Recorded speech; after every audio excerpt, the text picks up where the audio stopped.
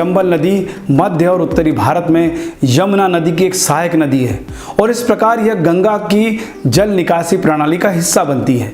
नदी मध्य प्रदेश से उत्तर पूर्व में बहती है, थोड़े समय के लिए राजस्थान से होकर बहती है, फिर उत्तर प्रदेश राज्य में यमुना में शामिल होने के लिए दक्षिण पूर्व की ओर मुड़ने से पहले राजस्थान और मध्य प्रदेश के बीच की सीमा बनाती है। यह एक पौराणिक नदी है और इसका उल्लेख प्राचीन हिंदू धर्म ग्रंथों में मिलता है। हिंदू महाकाव्य महाभारत में चंबल नदी को चर्मण्यवती के रूप में संदर्भित किया गया है, जो राजा रंतिदेव द्वारा बलिदान किए गए हजारों जानवरों के खून से उत्पन्न हुई। वैदिक युग के दौरान चंबल नदी का प्राचीन नाम चर्मण्यवती था, जिसका अर्थ है वह नदी जिसके किनारे चमड़ा सुखाया जाता है। कालांतर में नदी चर्म नदी के नाम से प्रसिद्ध हो गई और इसका नाम चर्मण्यवती पड़ा।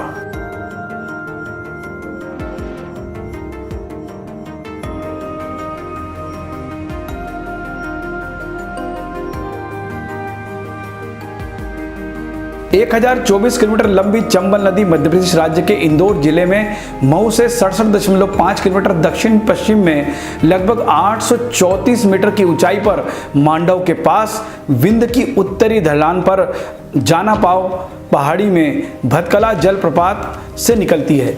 नदी सबसे पहले मध्य प्रदेश से होकर उत्तर दिशा में लगभग 367 किलोमीटर तक बहती है और फिर राजस्थान से होकर आमतौर पर उत्तर पूर्व दिशा में 249 किलोमीटर तक बहती है। चंबल मध्य प्रदेश और राजस्थान के बीच में 216 किलोमीटर और मध्य प्रदेश और उत्तर प्रदेश के बीच में 150 किलोमीटर तक बहती है। यह उत्तर प्रदेश में प्रवेश करती है और लगभग 33 किलोमीटर तक बहती है और फिर जालौन जिले में 123 किलोमीटर की ऊंचाई पर यमुना नदी में मिल जाती है और फिर बृहद गंगा जल निकासी प्रणाली का एक हिस्सा बन जाती है।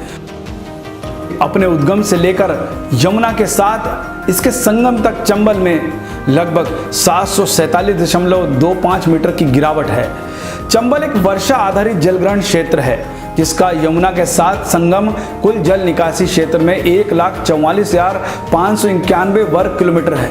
जल निकासी क्षेत्र पार्वती और बनास नदी के संगम तक एक आयत जैसा दिखाई देता है। इसके दक्षिण पूर्व और पश्चिम में बेसिन विंध्य पर्वत श्रृंखलाओं से और उत्तर पश्चिम में अरावली से घिरा है। पार्वती और बनास के संगम के नीचे जल ग्रहण क्षेत्र संकरा और लंबा हो जाता है। इस पहुंच में यह उत्तर में अरावली पर्वत श्रृंखलाओं और दक्षिण में विंध्य पर्वत श्रृंखला से घिरा है। उत्तर पश्चिम में विंध्य की ढलानें चंबल के बाएं किनारे पर है और इसके बाद मुख्य रूप से इसके जल की निकासी होती है। चंबल की सहायक नदियों में शिप्रा, छोटी काली सिंध, शिवना आदि नदी शामिल है। चंबल नदी घाटी विंध्य प्रणाली में शामिल है, जिसमें बड़े पैमाने पर बलुआ पत्थर, स्लेट और चूना पत्थर शामिल है, जो शायद प्री कैम्ब्रियन युग के हैं, जो पुरानी चट्टानों की सतह पर टिके हुए हैं। चंबल घाटी के प्रमुख भू आकृतियां पहाड़ी और पठार है। चंबल बेसिन की विशेषता एक लहरदार बाढ़ के मैदान, नालों और खड्डों से है। राजस्थान में हड़ौती का पठार मेवाड़ के मैदानों के दक्षिण पूर्व में चंबल नदी के ऊपरी जलग्रहण के क्षेत्र में स्थित है। यह पूर्व में मालवा के पठार के साथ स्थित है। वनस्पति में कांटेदार जंगल, उत्तरी उष्ण कटिबंध वनों का एक उप प्रकार शामिल है। यह उप प्रकार आमतौर पर 600-700 मिलीमीटर वर्षा वाले कम शुष्क क्षेत्रों में होता है। उत्तरी उष्ण कटिबंध पर्णपाती वन का एक प्रकार है जो पाए जाते हैं। मध्य प्रदेश में अर्ध शुष्क क्षेत्र का प्रतिनिधित्व चंबल जलग्रहण क्षेत्र द्वारा किया जाता है।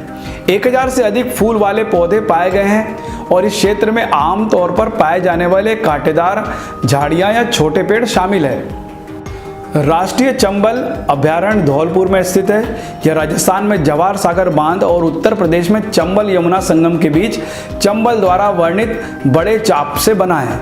यह चाप पर चंबल के 2 हिस्सों को राष्ट्रीय चंबल अभयारण्य का दर्जा देकर संरक्षित किया गया है। उत्तरी क्षेत्र जवाहर सागर बांध से कोटा बैराज तक फैला हुआ है और निचला क्षेत्र अभयारण्य को राजपत्रित द्वारा किया गया है ताकि लुप्त प्राय घड़ियाल को पूर्ण रूप से सुरक्षा प्रदान की जा सके। बांध जलाशय में तुलनात्मक रूप से कम ऊंचाई के बावजूद बड़ी भंडारण क्षमता है। अगले 48 किलोमीटर तक नदी कुंडल पठार से होकर बहती है। इसके निचले क्षेत्र में राणा प्रताप सागर बांध बनाया गया है। आगे नीचे जवाहर सागर बांध कोटा घाटी के बीच में स्थित है। कोटा बैराज कोटा शहर के पास स्थित है, जहां नदी घाटी खंड से निकलकर पठार में आती है। कोटा बैराज से निकलने वाला कुल क्षेत्रफल 27,319 वर्ग किलोमीटर है। गांधी सागर बांध राजस्थान मध्य प्रदेश की सीमा पर स्थित चंबल नदी पर बने 4 बांधों में से पहला बांध है। यह 64 मीटर ऊंचा बांध है, जिसकी सक्रिय भंडारण क्षमता 6,920 MCM है। बांध का निर्माण वर्ष 1960 में पूरा हुआ। इस जल विद्युत स्टेशन में 23 मेगावाट क्षमता की 5 उत्पादन इकाइयां शामिल है। बिजली उत्पादन के बाद छोड़े गए पानी का उपयोग कोटा बैराज के माध्यम से सिंचाई के लिए किया जाता है। राणा प्रताप सागर बांध राजस्थान के चित्तौड़ जिले में रावत भाटा के पास चंबल नदी पर गांधी सागर बांध से 52 किलोमीटर नीचे की ओर स्थित एक बांध है। यह वर्ष 1970 में पूरा हुआ था और चंबल घाटी परियोजना का श्रृंखला का दूसरा है। यह 54 मीटर ऊंचा है।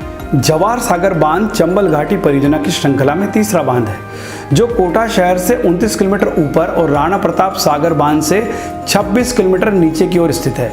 बांध का कुल जलग्रहण क्षेत्र 27,195 किलोमीटर वर्ग है।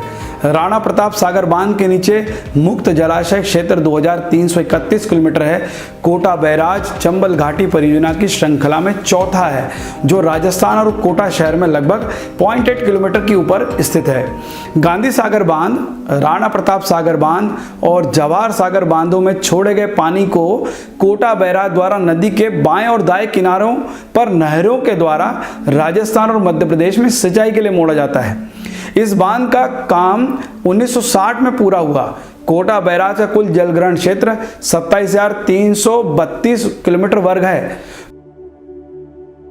लोक कथाओं के अनुसार चंबल क्षेत्र शकुनी के राज्य का हिस्सा था और पासा खेल यहीं पर खेला जाता था। द्रौपदी के चीरहरण के प्रयास के बाद उन्होंने श्राप दिया। इस प्रकार माना जाता है कि द्रौपदी के श्राप के कारण चंबल को मनुष्य द्वारा प्रदूषित नहीं किया गया और चंबल इन सब चीजों से अछूता रहा। चंबल भारत की सबसे प्राचीन नदियों में से एक नदी है। आज के लिए इतना ही। अगले एपिसोड में फिर एक नई कहानी के साथ, एक नई नदी के साथ हम मिलेंगे। तब तक के लिए नमस्कार।